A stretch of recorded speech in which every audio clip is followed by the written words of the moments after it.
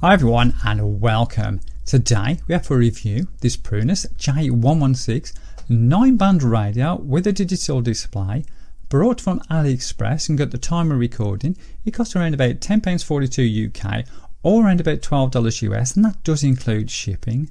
Now I have seen it advertised as low as £7.21, and that's very competitive.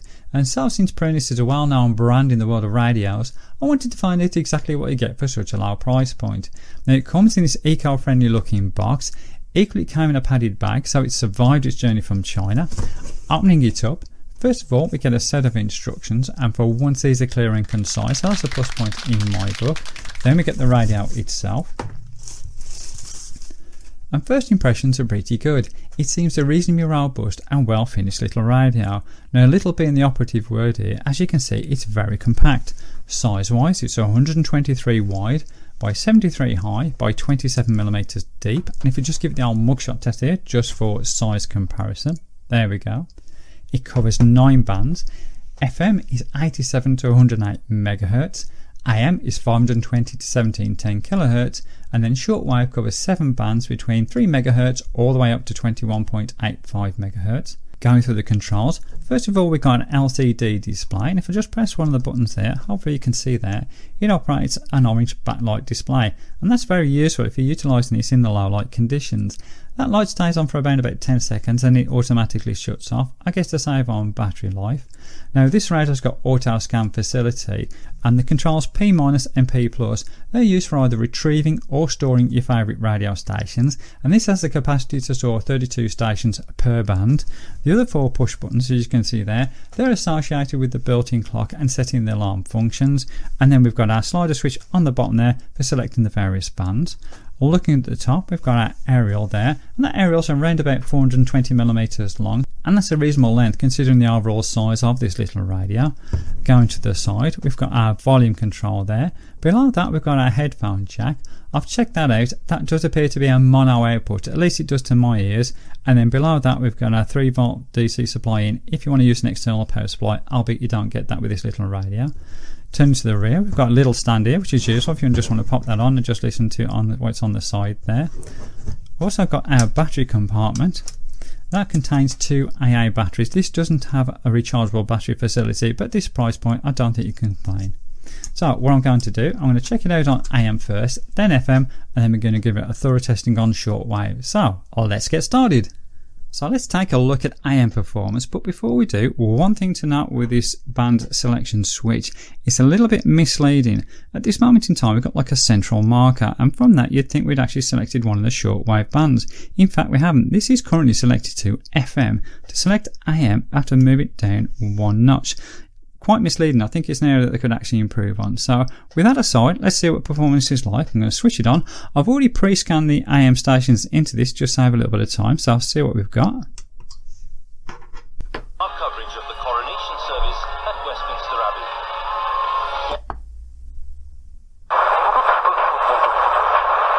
Abbey. Bit fringy.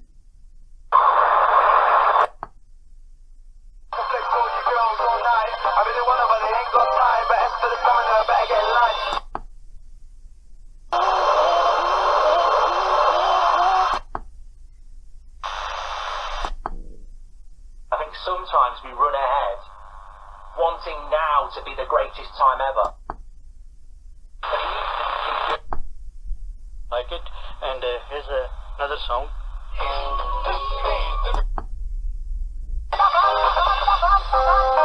So stop the track to let me through. Back to 606. You found a few, not too many. Obviously what you pick up, it depends upon where you are in the world and what happens to be transmitting at that moment in time. So now we're going to try it on FM, see what performance is like on that. Put the little aerial up. See what we've got to play with. Again I've pre-scanned these in, so let's put it on.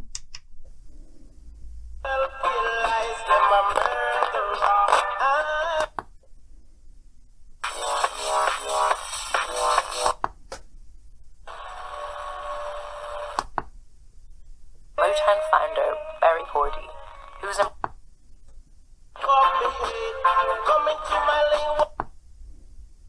life with regrets at the back of my mind. It's simple, not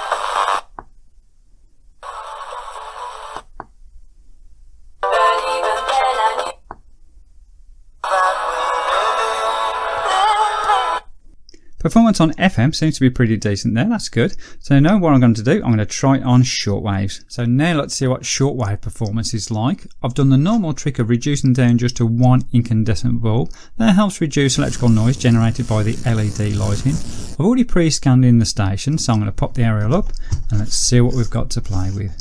Let's pop it on.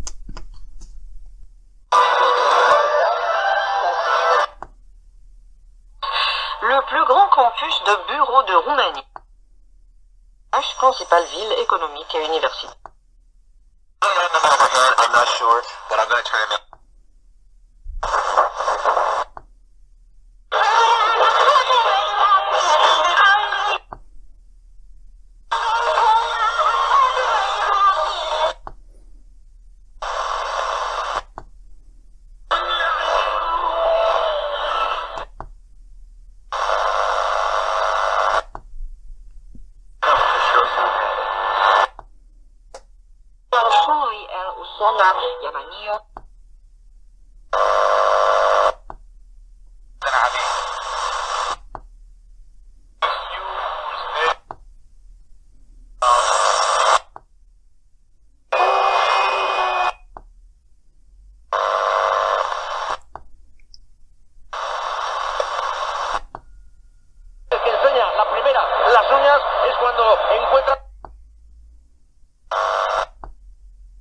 And Wikipedia. This is a Atlanta-based group. One of the members, Des Moines, Iowa, and she was a hairstylist.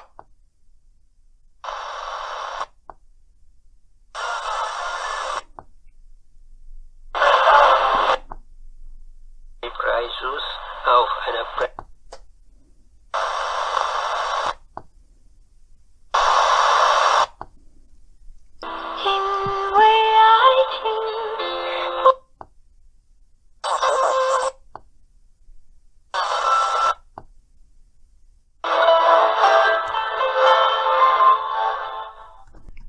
I'm actually quite impressed with that, considering it's only running on a 400mm aerial.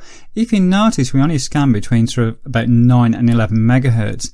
Simple reason is we ran out of memory. That 32 memory capacity, that could really do with increasing. So obviously if you sort of start off lower down the frequencies or the upper end of the frequencies, you get completely different stations. But nonetheless, I think that's pretty impressive. So I'm going to pop the lights back on and we can take it from there. So the lights are back up now. Hopefully things are a little bit clearer for you.